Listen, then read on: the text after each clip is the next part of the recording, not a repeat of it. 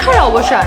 অবশেষে লালগোলা বিধানসভা কেন্দ্রের শাসক তৃণমূলের পাল্টা হিসাবে রবিবার কংগ্রেসের প্রার্থী তৌহিদুর সুমনের নাম ঘোষণা হতেই সন্ধ্যায় উচ্ছ্বাসে ফেটে পড়ল কংগ্রেস কর্মী সমর্থকেরা। প্রসঙ্গত, তৃণমূলের প্রার্থী হিসেবে আব্দুল আজিজের নাম ইতিপূর্বে ঘোষণার পর কংগ্রেস কর্মীদের মধ্যে খানিকটা হলেও ভাটা দেখা দিতে শুরু করে। তারা অপেক্ষা করে বসেছিলেন কখন তাদের দলের প্রার্থীর নাম ঘোষণা হবে, আর এদিন সেই অপেক্ষারই সমাপ্তি ঘটল। এই দুই তরুণ শাসক বিরোধী প্রার্থীর লড়াইকে ঘিরে জমে উঠেছে তরজা।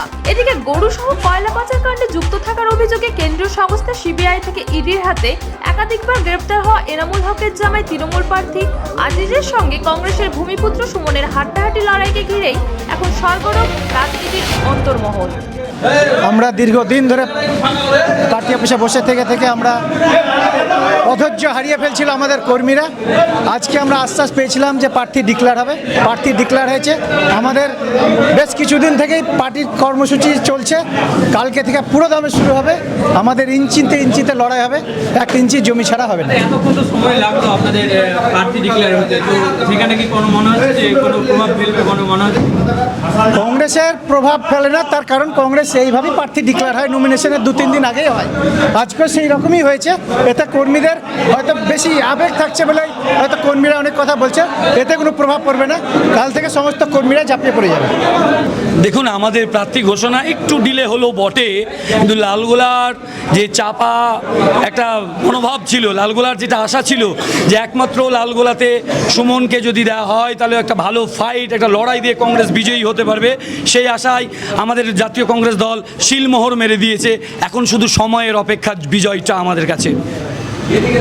আগামী দিনে কিভাবে ভোট প্রচার করবে মনে করছেন? দেখুন, ভোট প্রচারে কিছু নেই, কারণ এক শ্রেণীর মানুষ যারা পয়সার কাছে বিক্রি হয়ে বিভিন্ন দলবদলু হয়ে যাচ্ছেন, দল কেনাবেচা, ঘোড়া কেনাবেচায় মত্ত নিয়েছেন। লালগোলার মানুষ এটাকে ভালোভাবে নিচ্ছে না। লালগোলা কার হাতে সুরক্ষিত থাকবে সেটা লালগোলার মানুষ জানে এবং লালগোলার মানুষ রিয়েলাইজ করছে।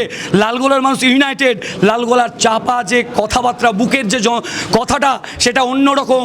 লালগোলা চাইছে এবার আমাদের লালগোলাতে কংগ্রেস প্রার্থীকে বিজয়ী হিসেবে করাতে আর কি। লালগোলার যুবকদের এবং শিক্ষিত সমাজের যে আইকন, আজকে লালগোলার মানুষ সে যেটা মনের টান, লালগোলা মানুষের মনের কথা জাতীয় কংগ্রেস বুঝতে পেরেছে এবং দীর্ঘদিন ধরে, দীর্ঘ প্রায় 15 বছর ধরে পশ্চিমবঙ্গের শিক্ষিত বেকার যুবকদেরকে যে পশু পাখির মতন তুলনা করেছে এই বাংলার মুখ্যমন্ত্রী বা তৃণমূল কংগ্রেস, তার যোগ্য জবাব দেওয়ার জন্য জাতীয় কংগ্রেসের শিক্ষিত এবং যুবক আইকন সুমন আমাদের প্রার্থী হয়েছে। খুবই ভালো লাগছে। আমরা একজন সৎ মানুষকে লালগোলার কংগ্রেসের প্রার্থী হিসেবে পেয়েছি, যিনি লালগোলাকে আগামী পথ দেখাবে এবং লালগোলাকে দুর্নীতি মুক্ত করবে, এই আশা রাখছি আমরা।